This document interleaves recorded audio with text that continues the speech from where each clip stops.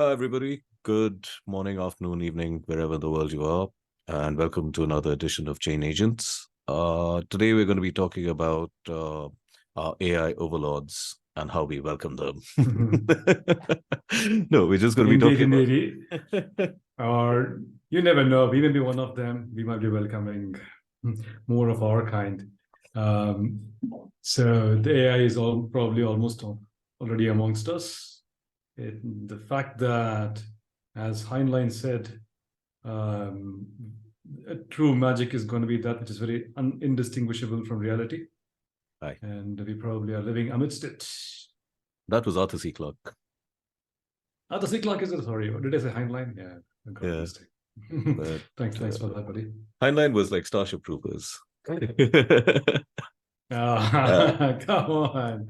Yeah, he was much more creative as a science fiction writer. I potato, always tomato. thought, yeah. Yeah, I enjoy all of them, and I love the vision that they actually put into everything. You know, it's yeah, they're the dreamers, they're the futurists. They tell us about how things are gonna be. It's a lot of fun. But I'm I actually honestly feel that nobody amongst us can say that we live purely in present. Yeah. Um, it's pretty much well documented, or at least the life will be really boring if we're just thinking about the past and present. We're almost always thinking how things can be better in the future, I and somewhere extrapolating that if we already have reached certain point today, we're going to be somewhere else tomorrow. We're going to think our kids are going to be grown up. We're going to think that our cat will finally listen to us, or we're going to think that and I'm going to finally quit smoking and I'm going to be having a six pack. All science fiction if you think about it in some way. I man. Like I have a six pack, it's just hidden behind lots of layers of fat. You know, I'm pretty sure the Mine six pack's behind already there. mine and mine behind a refrigerator door. I know. um, So, I so mean, all it's right. I think it's very topical. I think two reasons I at least find it very relevant and peaked to talk about AI. Of course, the advent of what OpenAI did in the last year and a half is just the starting point. But I think this revolution has been in the making since at least the last 10 years. But in at the last two, least. 3 years, in fact, the reason why OpenAI was made open, right, is people realized that there are two major forces at play. And I'm really interested in both these forces. Mhm. One is how technology itself is reaching a place where the frontiers are merging into science fiction, and every part of human experience that technology has been trying to shape is going to be made better because so there's something sitting out there which is thinking not like humans anymore, even though it's imitating new humans in some ways. It occasionally throws surprises at us.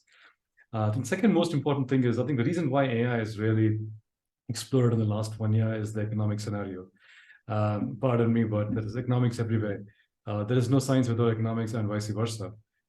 People wouldn't be trying to do things that makes their life easier if it's not going to make them more money, or it's going to not make their whatever their life's ambitions, their goals, the passion somehow better, right? And economics finally filters into all of these.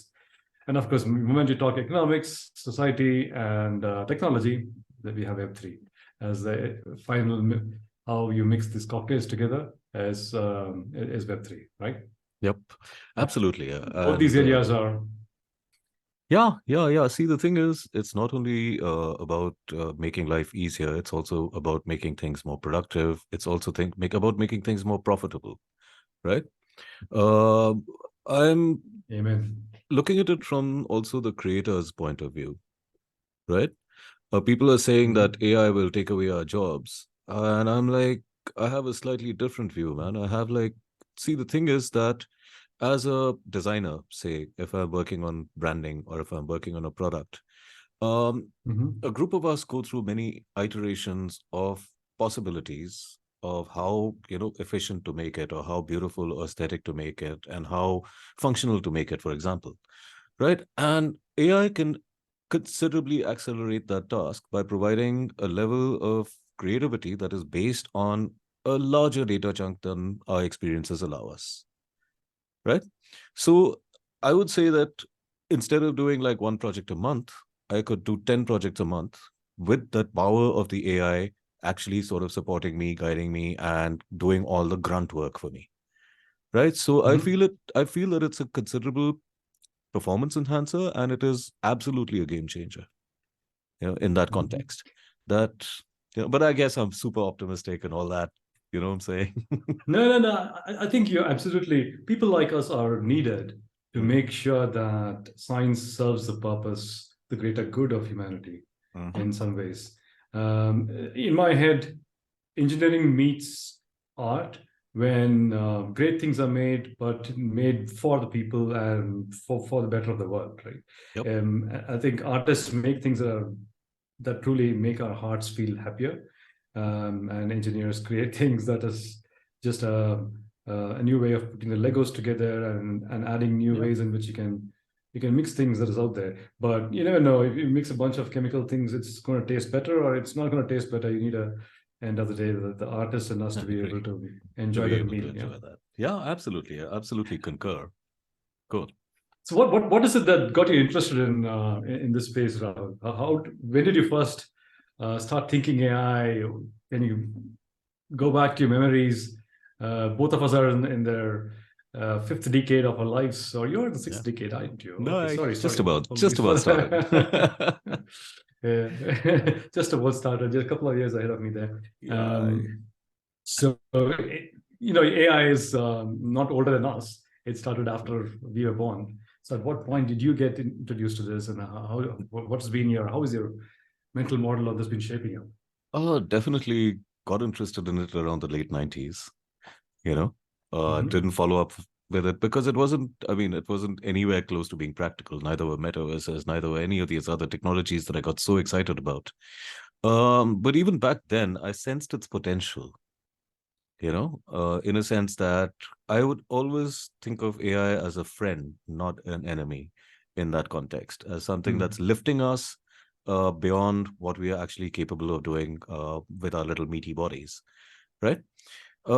My first Hmm. practical use of AI came around, I think, 2017 or 2018, when I actually got the chance to be able to experiment with it to some extent. I remember in 2017 we made this app that lets blind people see through their phones Hmm. by detecting objects and using that awesome power Wow. of machine learning to actually enhance its own library and its own detection powers. Um, and it's always magical in a sense when you see AI create stuff. Even today, I think that, a lot of people who are creating images with AI, the consensus is like, oh my God, that is so freaking fantastic, you know? Hmm. Uh, Hmm. then in between, like around 2019, 2020, I was giving workshops on different types of AI. How do you actually use it in the design context? And that was a lot of fun because it let me do a lot of research into the underlying principles behind how AI works, right? And get a fair understanding of, gosh, when this explodes, it'll explode like you can't imagine. And I'm so happy to be in that time now. You know what I'm saying? It's exploding, True that, and right? I'm loving it. Now, Like, I look. really envy your ringside view here in the sense that you probably started seeing AI first in science fiction, where Hmm. of course there are dystopian ones, but there are lots more of very, very interesting, futuristic, and imaginative and utopian ones as well. So I think that's a very positive way. And if you saw it helping society and through optical character recognitions and better accuracies of image reading, and how it helped the blind people, no wonder you have a very rosy picture of AI. Yeah. On the contrary, I have had a very, I think both sides have had a balanced perspective. Mhm. I initially started out from the engineering side.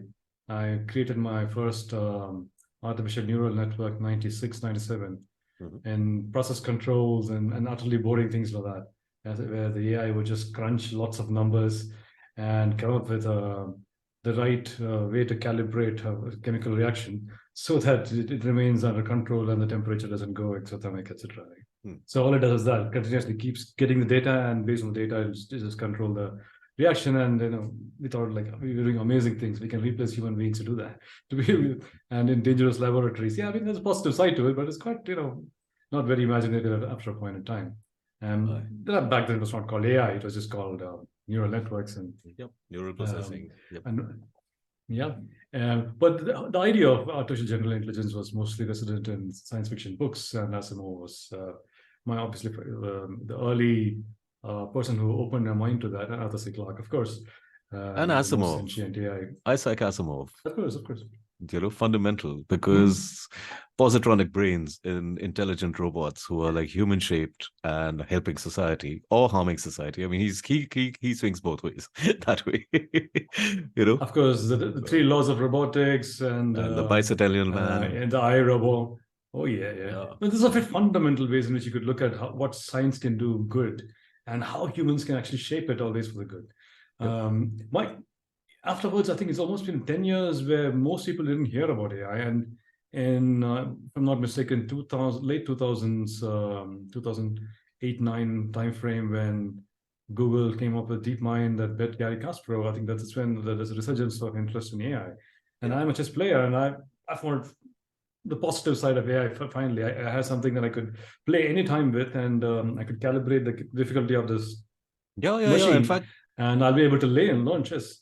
that But then when I saw that, yeah, yeah, that seminal match between Kasparov and I think it was Deep Blue. No, it was yeah, it is something Deep blue. Blue. Deep Blue, right? It is Deep Blue. It is Deep Blue. Yeah. Um, so indeed, so IBM started the AI. They're all people who were really good at hardware at the time, and they're doing a good amount of R&D. But Google really opened up the can of worms, so to speak, with its DeepMind. And when it bet the then reigning champions in Go, AlphaCidol, right? AlphaGo, yeah, And and AlphaZero, you Alpha, know. indeed, So yeah. And Seedol was a guy who's known as unbeatable at the time. Yeah, unlike Castro, who I mean, in chess he obviously reigned for the longest time. mhm. Before Magnus Carlsen, he was the king of chess forever, right? And but still, there are many games he lost. But that's not the same case with Go. Go was a game that is supposed to be so complicated that when somebody masters it, it's very difficult for a newcomer to just start becoming an expert at it. And but AI proved it's possible, and not only proved it possible, the AI would continuously beat Sido after a point that he gave up. Yeah, Yep. that showed me the other side of AI. Mhm. Can it be so smart that we have no chance against it? It's gotten to a point. See, the way Deep Blue worked was a brute force algorithm, right? It would just analyze all the possible positions, and based on some ranking of the positional strengths, it would just decide what is the best move to play based on just probabilities. That's about it. But AlphaGo was not like that. It would actually visualize scenarios of how future is going to come about, and that started the first of what's deep neural networks advent into how games and human experience can be matched by AI algorithms. Yes. Then And I yeah, then you continue. Sorry. no, There's please it's there's a slight lag, so you know, I keep thinking you're no, finished. so yeah, I'll keep going on a monologue otherwise, so please cut me out. uh, uh, yeah, so basically, uh, and very few people actually understand how much AI has pervaded our lives. It's there in the chats that you do with your Amazon agents. It's there in the photographs you're taking with your smartphone. It's there in freaking all the assistants that you could think of. It has completely pervaded society, at least our tech society as we know it, right? And the creative part of it is something that's like fairly recent. I'd say last 10 years, like you said. But if you look at the acceleration curve, you know, it's kind of logarithmic in a sense. So now it's reached a point where, you know, I don't know, man. You actually have AI to check other AI whether AI is being used in conversation. It's Unbelievable use cases, I must say. I Yeah. swear, Um, I'm finding that super amusing. but you go to, I mean, 3 years back, Twitter was shit and Reddit was worse. It's still the same, but it looks like now it's full of AI agents doing it, and you can at least blame them for that. And the only way to know human apart from the AI is going to be another other AI, I which see. knows its own signature moves and conversations. Nobody Yeah, else can make what. I mean, It's a freaking. good analogy It's is weird. like Stockfish versus AlphaZero, for example. Stockfish Yeah, then yeah, got yeah. its own AI game like going, and it did start to win matches against AlphaZero. Yeah, I'm just like, okay, and this is like so far beyond like humans that it's not even like it's not a joke. So Let's talk about OpenAI, ChatGPT. I think that's and Stable Diffusion and Midjourney. I think um, I just want to add this here, right? So I wasn't listening to this podcast, like I said, um, Animoca Brand CEO who was talking about, I think who I believe is one of the great thinkers who understands where the culture zeitgeist is meeting the metaverse and where technology is taking us. mhm, And he had a very, very interesting point on the advent of AI and NFTs and why it's now really reached that inflection point. See, look at it this way: the largest industry today in the US, for example, I think is most likely retail. I mean, of course, there is military and there is large scale industrial, petroleum, etc. Some of which you don't even know how deep it goes and how big the purse is. But retail and spending, you obviously know, is one of the largest industries, and it's in the order of $4-5 trillion. right. The services industry itself is close to about $1 trillion. And if you think about it, fundamentally, all of services is about culture. Nobody goes into Google. I mean, we all go Google and do shopping, but behind the shopping, who created the brands? Who created the narrative of the brands? And who created the way in which the brands are going to be perceived, the needs are going to be met? The Yep. entire idea, the brands and the products are past the stage where it just merely meets needs. They are Mm, very closely tied to our culture. So that's one side of things. So if you think about it this way, all of the biggest industry retail, the mm, slice of which is created through culture, number one. And number two, of course, the most enjoyable parts of our lives. You go in and search, make a search today, even just searching for where do I find some specific tool, or how am I going to be able to wear my glasses or something like that. mm. These are mundane things we obviously already understand. Things we're searching for is music, movies, collectibles, and what is there new to learn? What's happening today? One thing that makes our lives interesting is culture, and culture is just $1 trillion industry today. Agreed. Now compare that, um, and not just that. I mean, think about it this way: the most iconic product that really symbolizes culture today, and at least the music industry, let's say, it's one of the biggest monetizers of culture, is Spotify. And Spotify has got about 500, 300, 400 million, 500 million now, sometimes touching user base. And it does close to about, I believe, on last count, $7 billion of sales. Mhm. Compare that with the total sales of NFTs. Hmm. Yeah, music and NFTs itself was $24 trillion. So, Wow. moment you marry culture with technology and make it accessible, Hmm. there's a new birth of this idea of ownership, creativity, and royalties tied in a decentralized way, where people can create anywhere. The long tail of creators is no longer being controlled by some large walled garden or even a benevolent dictator like Spotify, so to speak. Hmm. Right? When you truly democratize creativity, every human being out there, we all Has a have hundreds right, of things to offer. has a right to be able to create what's in their head, you know? Beautifully And put. Beautifully put. Your very purpose of life is that, to be able to create things and to be able to now reach any audience and know what the value of that is and own that piece for your life forever is Mhm. an amazing idea, Abhi. It really is, man. And I'm all for it. Okay. I'm not one of those guys who says that, okay, I spent like 5 years learning like this software just to get to this level, or I spent like, 10 years learning how to sketch with a pencil. You should do the same. I don't agree with that at all, man. I'm saying these are all damn tools, right? To bring your vision to the fore. And whatever it does, I mean, however you use the tools, your vision should be out there at some point. Everybody deserves that. Mm-hmm. So I'm absolutely in favor. And the thing is that it's also very interesting that the creation now also is needing new abilities to come to the fore. Right, promptism Mm-hmm. is a thing now, like how to actually prompt the AI Mm-hmm. to actually. So even if you're not like using a pen and Many pencil, years you're ago, it still, was about you the know right search words in Google. Now, yep, now it's a totally new ballgame yeah, altogether. Yeah. you're still trying to articulate that concept in your head, and AI actually Mm-hmm. helps you articulate the concept in a lot more detail than if you were probably using a number of other tools, right?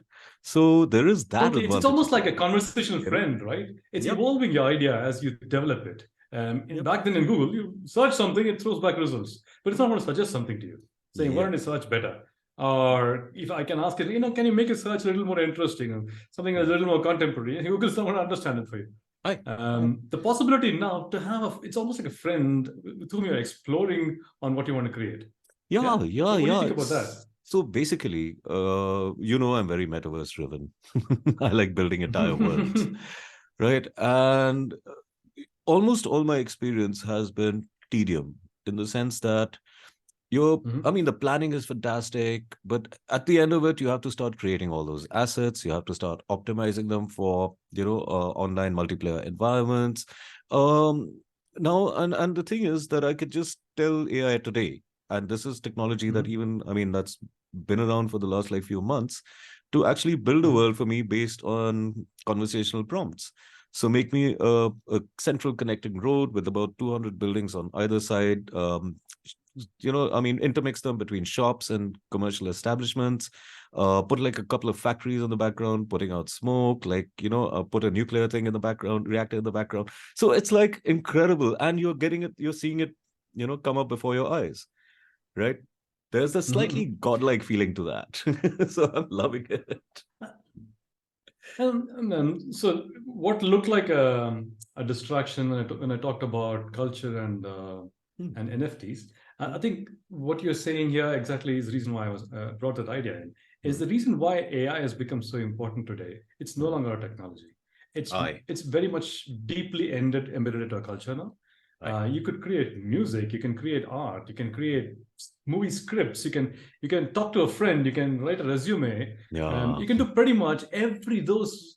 Some of them are tedious tasks. Some of them are beautiful things that people wanted to indulge in hmm. as a true expression of self. And it's not taking away the true creativity either, right? You start with it, and then yeah, the grammar is taken care of by AI, right? Or it's Yep, just going to give you a few tweak of these ideas. It's going to say, okay, can you just rewrite it in a way that's more readable?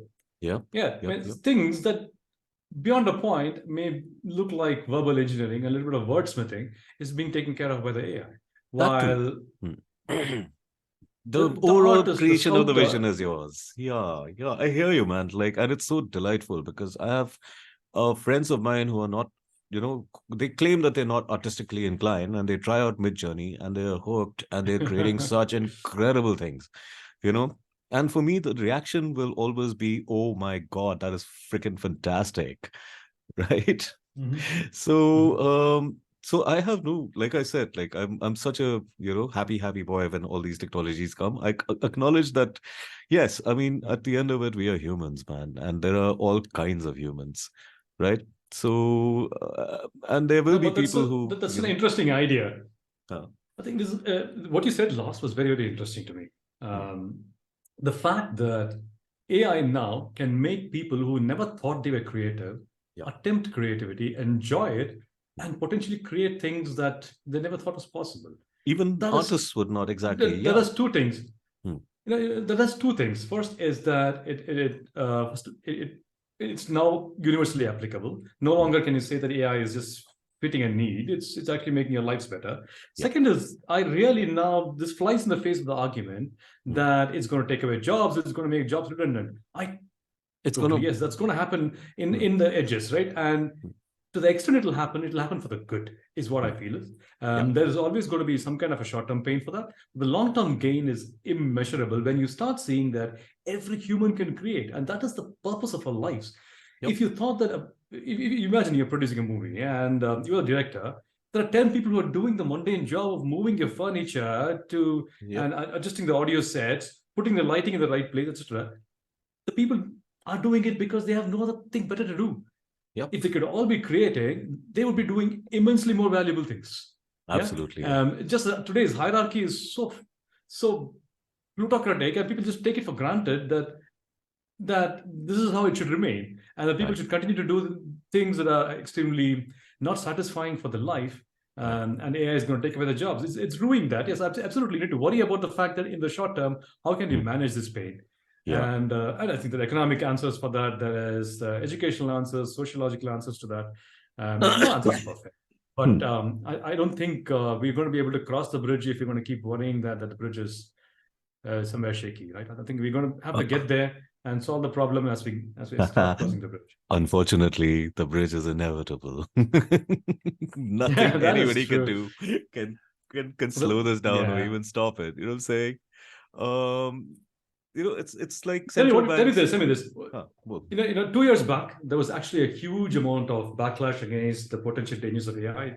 There were hmm, ethicists, and there were people who were talking about the bias in AI, and people are up against arms, saying that the hmm, science has to be stopped, stalled, or at least judged or regulated, etc. hmm. Now it is out in the wild. Yeah. Nobody's going to be able to stop it. And not just that, we don't even know who all is now owning different models and what are they going to use it for. What do you think led to Yeah. this? Elon Musk. No, no, I'm kidding. I'm kidding. No, he's actually been ruining. He's actually been crying hoarse, Yeah, saying that and he we just need to have some kind of regulations. Yeah. no, not only that, he said give AI a pause, and it turns out that give AI a pause was so that he could set up his ex AI company that he did a couple of days ago, so that he could catch up. I mean, it's okay, man. Let there be many, many players in the game. And the problem is that now that, like you said, it's out in the wild, right? There's no telling what kind of players are in the game, right? We're talking about people worldwide. We're not just talking about the US or India or any place like that, right? Mhm. Um, my feeling is that at some point, like the nuclear deterrent, all the shit will just cancel itself out at a very, very high level, right? Mhm, You have mhm. military AI fighting with drones against other military AI fighting with drones. You know, as long as it keeps soldiers off the battlefield and not get anybody killed. I know that's a stupid thing to say. You know, it's okay, right? No, yeah, that's Let so the important. machines That's so fight. important. Yeah. You know that now the problem is that it's a Pandora's box, dude, and the box already been opened. So now we need to kind of figure out how to deal with all the consequences of opening that box, right? And So then, there can be no regulation because North Korea can set up its own AI, for example. How are you going to regulate them, right? yeah, So yeah. everyone's just now in the whole business of predicting what other AIs are going to be doing and developing their own AIs to sort of counteract it. My hope is that eventually everything will just cancel each other out and we'll be able to create in peace and become a better society. But like, yeah, that's not going to happen. Yeah, if I can follow your story arc there, I think that I have an alternative ending. The AI is going to become so smart eventually Yeah. that it'll just kill all the other kind of bad AI competitors anyway, and the best Mm, one will survive. That'll be altruistic. Yeah. I hear you. I hear you. So See, that's my utopian vision of why I think science will eventually save humanity. yeah, But before we and artificial super intelligence is another very, very freaking valid concern. I mean, I can see where people are coming from there. There are you mean very is a very valid hope, not a concern. concern, boss, Humans are infinitely because more capable of killing each other you don't than I want to think. create something that is more intelligent than you. You just don't want to do that, but we're already heading there. You really want to. Yeah. I'll tell you what. I'll tell you what. So this is my very personal belief that, Uh, especially as a person who has been on both sides of the debate of IQ and EQ, which are both extremely stupid terms anyway. uh-huh. But there is definitely the idea that there is data, information, and logic that is just verifiable. That which Karl Popper said Yeah. famously as fundamental to science is the one that is falsifiable and verifiable. Hmm. Well, the other side, there is emotions. Emotions is all about probability, fuzziness, and things that involve how momentarily, the contextually we perceive things, right? I hear you. And I think when something is super intelligent, it's going to be able to equally straddle both these worlds very easily. Mm-hmm. And unlike humans who are fallible and who are always jumping on one side or the other and ignoring the other side and creating massive rifts in the process, we need some intelligence which can straddle this beautifully at the highest level. And when you do that, you actually have to honestly, everything that bad that ever got committed was committed in the name of a narrative which is emotionally based. Yeah. Yeah. This is the corruption of emotion. Mhm. Corruption of emotion starts the corruption of logic, which leads to kind of solutions like nuclear technology and Holocaust, which where obviously technology comes into play. And people can say that the tool, while it was rationally created through scientists, led to these catastrophe. But no, behind that was the emotion of hatred that led to it in the first place. Right? The tool can always be put for good use. And imagine now a science which has got the highest level of intelligence and have the best level of tools, but has the right kind of emotions at the highest level of intelligence, which will use it for the good. Because when it's perversion of emotions that leads to hatred. When you I have hear a you. positivity of emotions, it leads to love, right? And Agreed. technology that combines these two is the answer. It is God. In a sense, yes. In a sense, no. The thing is here that you see, human beings are a collection of Can I all at least have a drum roll there? Sorry, go Okay. on. All Yeah, human beings are a sum total of every sensory experience they've ever had, right? yeah. Now, it's not possible at this point of our curve in technology to replicate senses so that an AI can make sense of them. Consciousness itself is something that is a sum total and a resultant of all these millions of experiences you've had across your life. Um, the thing is that with ASI, with artificial superintelligence, you're creating something which is completely different from that. And the mistake people are making is trying to relate to it in some way. It's not. It's alien, man. Right? No, I agree with you and I disagree with you in the sense that you started by saying that um, artificial intelligence or data and information, etc., that people have the consciousness transcends all of this. It's not just the sum of its parts. It's much more than that. It's emergent property. Hmm. Now we presume that this emergent property cannot be replicated. If an artificial superintelligence, as you say, by very definition replicates this, and it does it in a way which is minus the flaws with a lot of Hmm. positives. Hmm. I can I'm not extrapolating it as from that intelligence that is flawed in the first place, right? You are Hmm. absolutely right when you say that if you use that flawed model to be able to think of something that is not flawed, that's not That's possible. not going That's to exactly what work. you're saying. Yeah. As famously as Einstein says, the model that creates a problem cannot solve it. And you cannot think of something beyond your own mental model if you cannot transcend it in some way. And it is through this transcendence that I'm talking. It's Huh. not through the naivety of saying that I believe just in the information and the knowledge of our past generations. Hmm. The only thing, in my honest view, that can make us understand what an artificial superintelligence or artificial general intelligence is capable of is meditation. And meditation is of a form that transcends yourself. Hmm. All that you think, know, and perceive in terms of material reality, right, is a product of your physical, biological, chemical reactions. Correct. There is a self beyond it, which we, at least in rhetoric and rhyme, call as consciousness. And this consciousness can be approached and our identity can be transcended to that through meditation of a certain kinds. I'll put it this I way: it's hear not you. just one. Many kinds are there, but some of them are not so. Some of them are very much steeped into the same mental construct of mind, which created all the lacunas that exist today in our thinking. Right? Yeah. Yep. It's possible to transcend it in the transcendent state, which is very much within our reach. We can perceive 100%. what the superintelligence can achieve, and in We're this, I can see hmm. that such an ASI, because of this fact, it has the purest elements of intelligence as and good altruism, then it will be the savior of our mind, mankind. I'm I not saying it the same way as there's going to be a God coming in, or there'll be like one light, or there is a supercomputer like foundation that's going to be able to think of all possibilities and be able to do good. I don't know what form or shape it's going to take, and it's very much arguable if this is even within the realms of the current set of progress in technology, which is essentially hardware, compute, I hear and a you. I set of hear you. models that can crunch data. It can be We, much more than that. It might involve quantum science. It might involve biological processes being integrated into it. But as an idea, it makes sense to me, not from the rational model that I just cultivate, but a little beyond that. yeah, I just want we're to rest there the because obviously we're getting into a point of metaphysics. Mhm. In the metaverse, metaphysics is a little bit of alien concept. We'll get to it eventually, maybe. Yeah, I hear you, man. And we are at the cusp of the singularity, and not very many people are aware of it. It's a lot of fun. It's a lot of fun being where we are True today. that, true that. True.